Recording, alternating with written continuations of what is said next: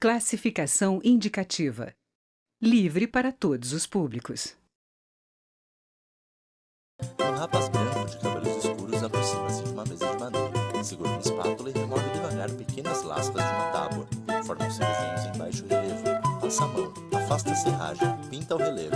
Imagem da tábua com letras de ponta cabeça. Ele cobre com tecido branco. Remove o tecido com o texto pintado em letras pretas, Casa das Palavras. Paulo José Cunha, repórter. Olá! O Casa das Palavras, da sua nova temporada, traz até você uma série de entrevistas para mostrar um pouco do que a literatura mundial vem produzindo. Nós vamos conhecer alguns escritores desse mercado internacional e suas obras de maior sucesso. Então, vamos lá? Mão masculina talha madeira. Em fundo branco, texto. Mundo Livro. Meu nome é Inês Bortagaray, venho do Uruguai, moro em Montevidéu, mas sou saltenha, Escritor e roteirista. da cidade de Salto, que fica a 500 quilômetros ao norte de Montevidéu. Em Um, Dois e Já, conto a história que é de uma menina que viaja no banco de trás de um carro com seus 3 irmãos. O carro dirigido por seu pai, ao lado da sua mãe. É um carro muito pequeno, faz muito calor e viajam todos apertados. E essa situação de confinamento é uma oportunidade para que a menina, que narra na primeira pessoa nesse livro, explore um sem fim de fantasias e também de pensamentos sobre a passagem do tempo, sobre a morte, sobre o tédio, sobre os vínculos, sobre os tesouros, suas afinidades, repertório de gostos e desgostos. Tudo isso vai transcorrendo dentro do carro, enquanto acontece uma quantidade de brigas entre os irmãos porque todos querem ir ao lado da janela. Nos últimos 10 anos, tenho trabalhado muito como roteirista no Uruguai e também na região. Na Argentina, com uma amiga muito querida que se chama Ana Katz. É uma artista muito talentosa. E, ultimamente, também estou trabalhando como roteirista em projetos no Brasil. Em projetos de longa-metragem de ficção, de cineastas brasileiros como Cairinha Inus e Fernando Freira. O desenvolvimento como roteirista, para mim, é um desenvolvimento profissional. Eu me dedico a isso e é um trabalho de que eu gosto muito, que eu faço com muita paixão, mas que entra claramente no território do trabalho. E a literatura é uma vocação, para mim, muito mais raivosamente pessoal e, às vezes, mais conflituosa também. Mais conflituosa porque é muito solitária, porque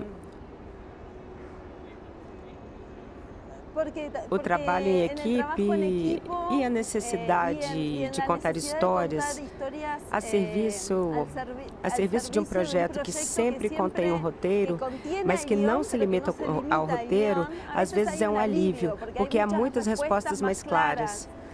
E a literatura, para mim, é entrar numa caverna sem saber para onde ir, sem saber quanto tempo vou passar lá dentro e sem saber se vou encontrar a saída. O mundo do roteiro é um mundo muito mais seguro, é um mundo que está muito mais preso a um formato, a uma convenção, a uma técnica. Para mim, a escrita sempre parte de uma imagem, sempre de uma estampa, algo que eu tenha aprendido e que se destaca, que emerge dentro do mundo ordinário e algo que resulta mais vívido, mais eloquente. E a partir daí começa para mim a ficção. Também é certo que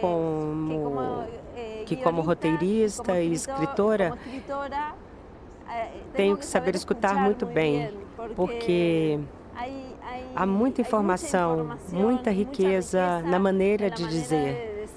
Em uma frase que você escuta casualmente, em uma fila, para pagar uma conta ou no supermercado. Se no princípio de tudo está a imagem, eu entendo que é muito importante ouvir. É muito importante a escuta. Mão masculina, talha madeira. Em fundo branco, o texto. Eu estou lendo um em livro, pauta.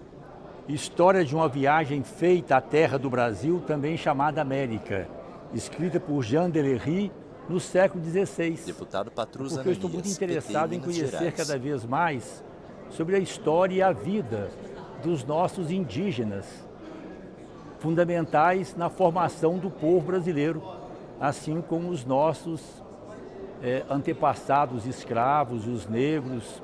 Eu quero cada vez mais conhecer as nossas raízes.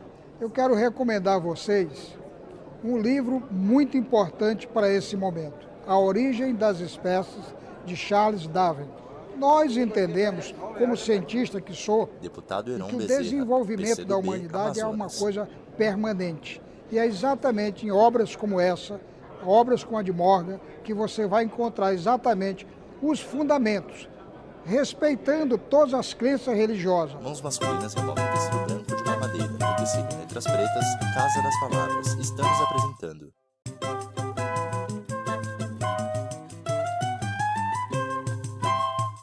Olá, estamos de volta ao segundo bloco do programa Casa das Palavras. Um jovem escritor argentino volta ao país de origem para visitar o pai doente. Em meio a lembranças familiares e traumas causados pela ditadura militar, o escritor se depara com a história do desaparecimento de um homem, um morador da pequena cidade onde sua família mora. Passado e presente se misturam para criar uma narrativa que é ao mesmo tempo relato autobiográfico e romance policial. Esse é o enredo de O Espírito dos Meus Pais Continua a Subir na Chuva, do escritor argentino Patrício Prom, o nosso convidado de hoje do Casa das Palavras. Patrício, obrigado por vir ao Casa das Palavras. Eu começo perguntando isso que está um pouco na apresentação do programa. Você mistura relato autobiográfico com a história do seu país, né, com uma história de um homem que desapareceu. De onde surgiu a ideia desse livro? Muitos livros são escritos seguindo um interesse intelectual, com o convencimento de que, nesse momento, esse livro é necessário. Mas outros surgem da experiência direta e se impõem ao autor de uma maneira que o autor não pode prever. E esse é um desses livros. Eu jamais pensei que iria sentir o desejo de contar essa história tão íntima e tão pessoal, além de dolorosa. Porém, em algum momento, a história me capturou e não pude escapar dela. Teria que escrevê-la, acreditava eu, para deixá-la para trás. Mas o que acontece é que, às vezes, quando você escreve um livro, a história te arrasta com ela e você não pode deixá-la. Essa história acabou virando não apenas um patrimônio meu, mas também o patrimônio dos leitores. E agora dos leitores brasileiros.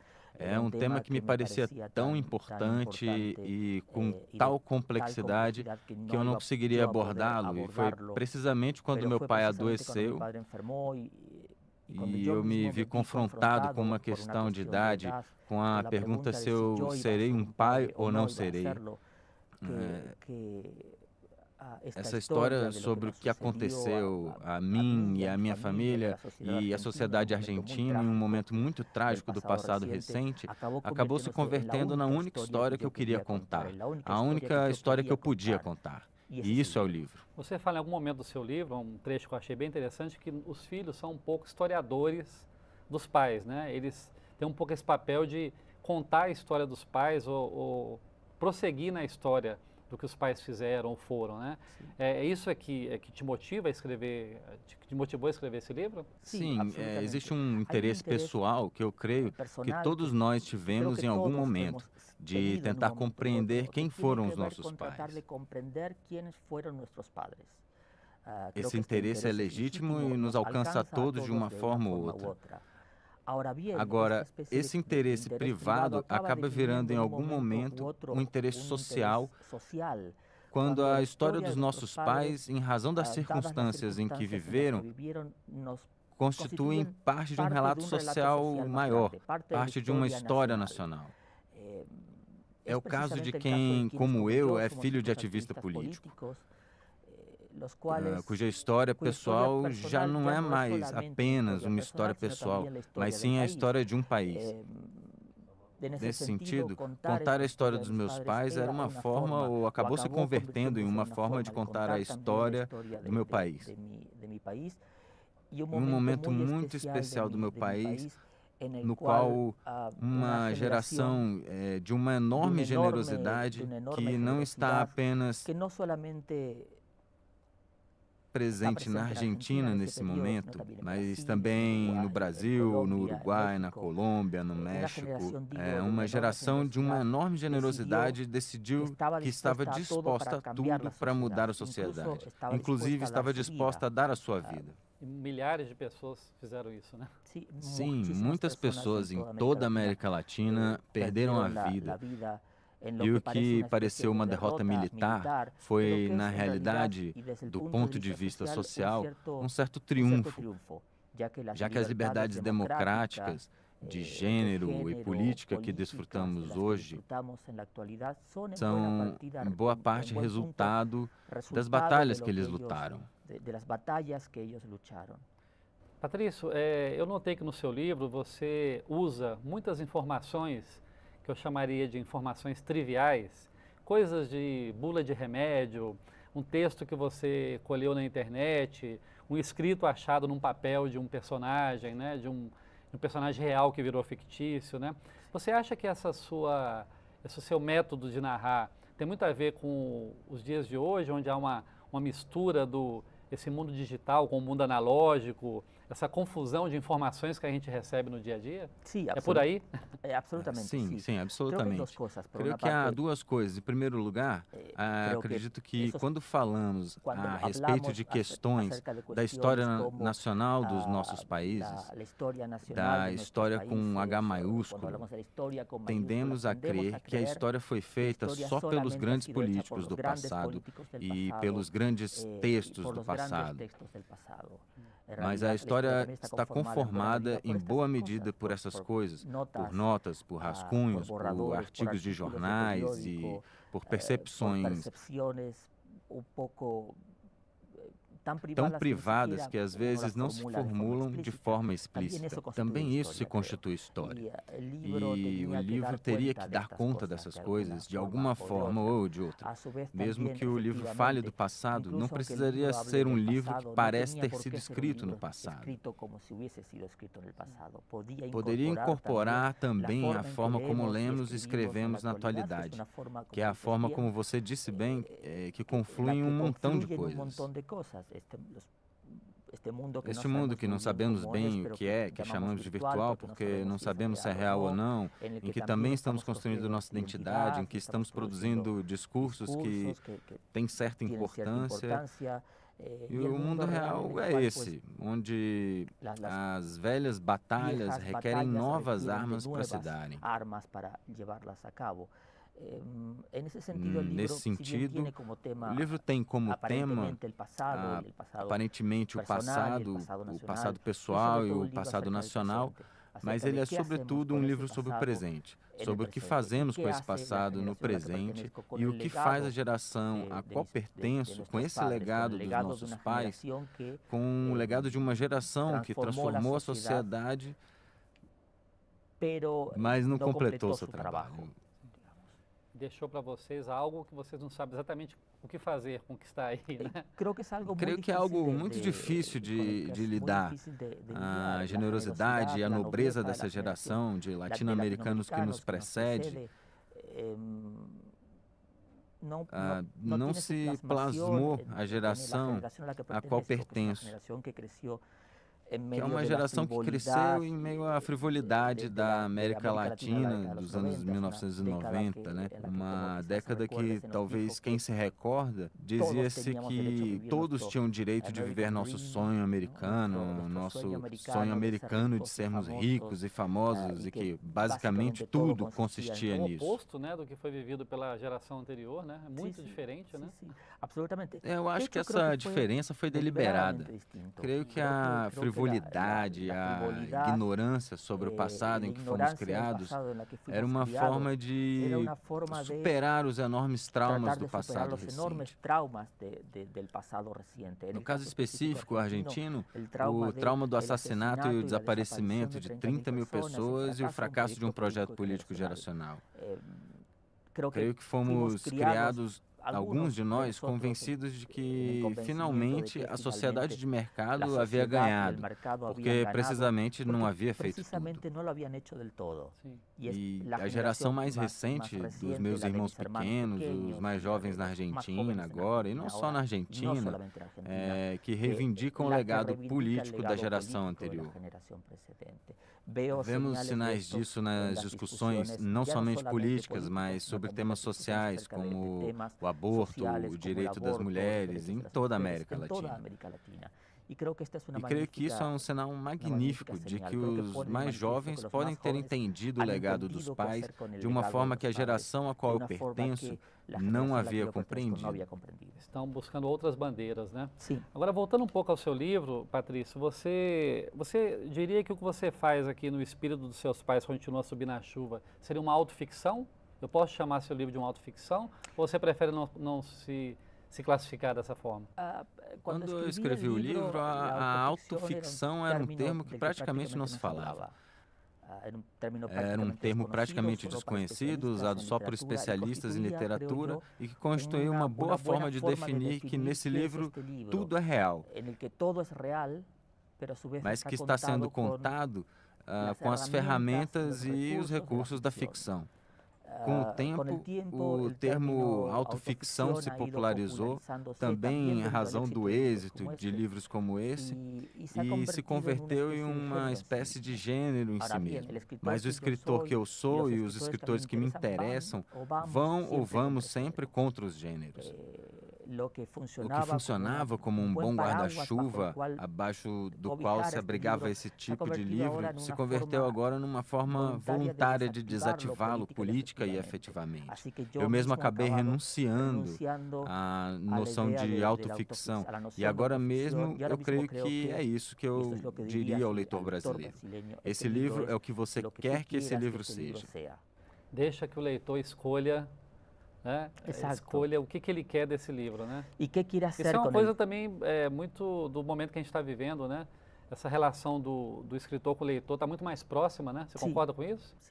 Sim, eu creio que nós escritores, com o tempo, temos aprendido que não importa tanto que digamos que o livro é, mas sim o que o leitor diz que o livro é, e sobretudo o que o leitor faz com o livro. Há determinados livros, quando se lê, que tem como finalidade fazer com que o leitor tenha um bom momento e que depois siga sua vida.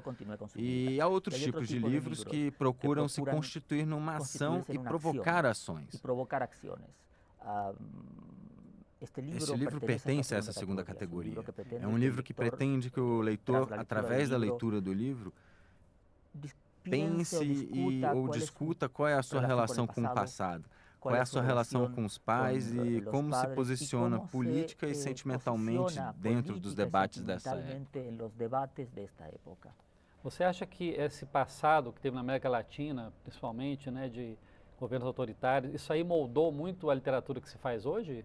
Moldou no sentido assim de influenciou o que se faz hoje? Eu acho que tem muitos colegas que estão escrevendo uma literatura deliberadamente apolítica.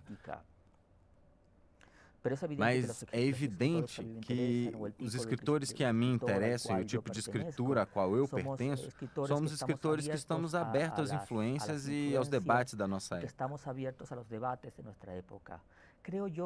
Creio eu que se uma pessoa está emocionalmente e intelectualmente viva nesse momento, de alguma forma vai refletir sobre as rivalidades, as polarizações e os enfrentamentos que se produzem nesse momento histórico.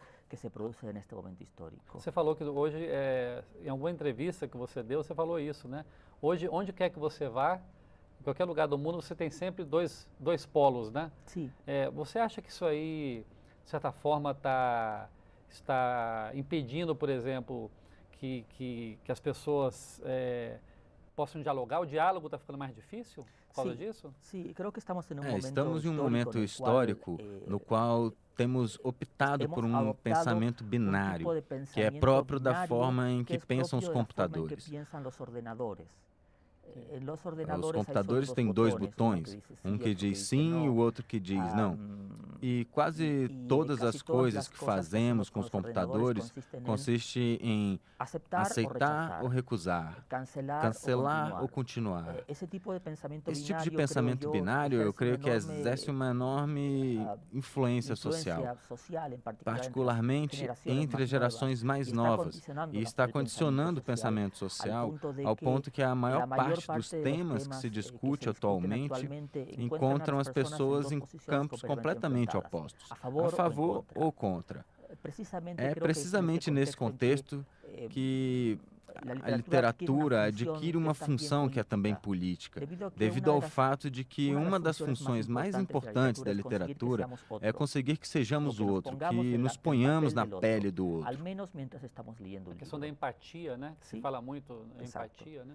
Quando lemos Moby Dick, somos capazes de nos colocar na pele de um caçador de baleias norte-americano do século XIX.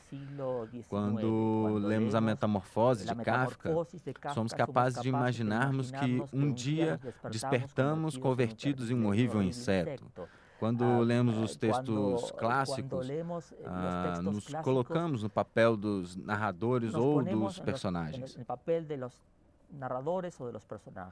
Mas, no entanto, o que mais se lê hoje em dia não é literatura que leva a isso, né? Você concorda que hoje o que se lê em massa é mais uma literatura que, na verdade, não leva a se pensar sobre isso, né? Ou é uma literatura muito fora da realidade, né? Ou então uma literatura muito consumível, rapidamente descartável, né?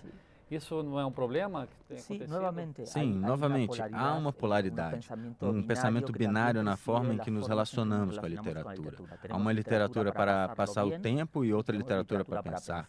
Veja bem, a mim interessa escrever, e creio que interessa aos leitores que leem meus livros, uma literatura que denominamos literatura para pensar.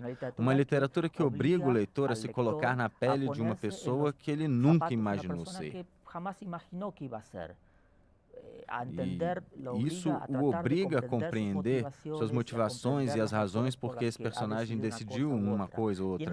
Nesse sentido, é uma literatura que contribui demais com a empatia e com a resolução dos conflitos. Que, mais do que uma literatura que passa ao lado dos conflitos e que pretende fingir que esses conflitos não existem. Creio que aí, nesse tipo de pensamento binário que vemos atualmente, há espaço para uma literatura que precisamente não ratifica os prejuízos ou as categorias pré-existentes, mas que os embaralha. O que contribui para que o leitor se pergunte, por que razão? Essa outra pessoa está pensando diferente de mim. Por que o que ela crê é diferente do que eu estou pensando? E o que diz isso sobre o que é essa pessoa e o que eu sou? Você, quando fala, você tem falado muito do leitor, eu reparo isso. Toda hora você fala do leitor, né? Nas suas viagens, o seu contato com os leitores, você acredita que o leitor hoje é um leitor diferente? O leitor atual é um leitor diferente? É difícil de dizer. Acho que é possível que os leitores não tenham mudado tanto. Não mudaram tanto assim. Não cambiado tanto. O que mudou é a forma que lemos e também a forma em que nós, escritores, pensamos o nosso trabalho. Creio que a geração anterior, a geração do boom, por exemplo, estava habituada a um tipo de comunicação vertical com os leitores. O escritor era uma grande figura, inclusive uma grande figura política, que de tempos em tempos jogava migalhas de verdades a um público faminto delas. Hoje esse público está mais aberto a outras experiências. Exato. Agora creio que o que mudou é que alguns escritores imaginamos um diálogo com um público muito mais horizontal. Eu penso que meu trabalho, como uma forma de participar de determinadas discussões que acontecem em países onde meus livros são publicados,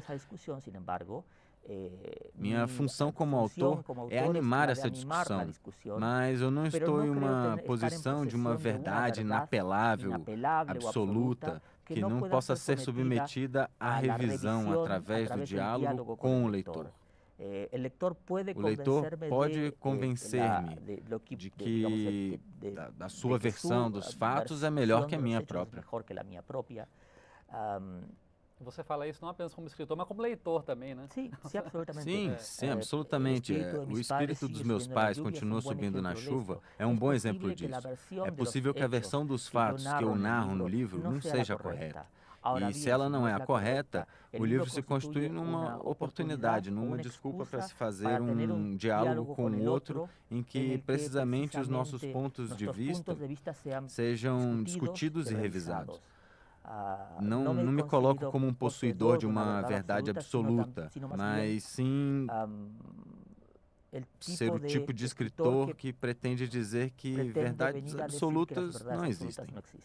Acho que, afinal, a literatura existe para isso, né? Exato. No momento que ela afunila, ela deixa de ser literatura e passa a ser outra coisa, né? Não sabemos o que seja, né? Sim, é como se montar um quebra-cabeças. Uma vez que você monta o quebra-cabeças, ele fica bonito, mas já não serve. O escritor que me interessa, o escritor que eu mesmo quero ser, é o tipo de escritor que desmonta o quebra-cabeças e o monta de maneira diferente. Essa é a função dos escritores. Ou seja, é um livro que se permite várias formas de montar. Sim, assim é. Patrício Prom, obrigado por vir ao Casa das Palavras e aí sucesso na divulgação do seu livro aqui no Brasil. Muitíssimas graças. O Casa das Palavras termina aqui. Escreva pra gente, o nosso e-mail é casadaspalavras@câmara.leg.br ou então ligue 0800 619 619, é de graça. E se você quiser ver ou rever este e outros programas, entre no nosso endereço eletrônico câmara.leg.br/Casa das Palavras. Obrigado pela audiência, boas leituras e até a próxima.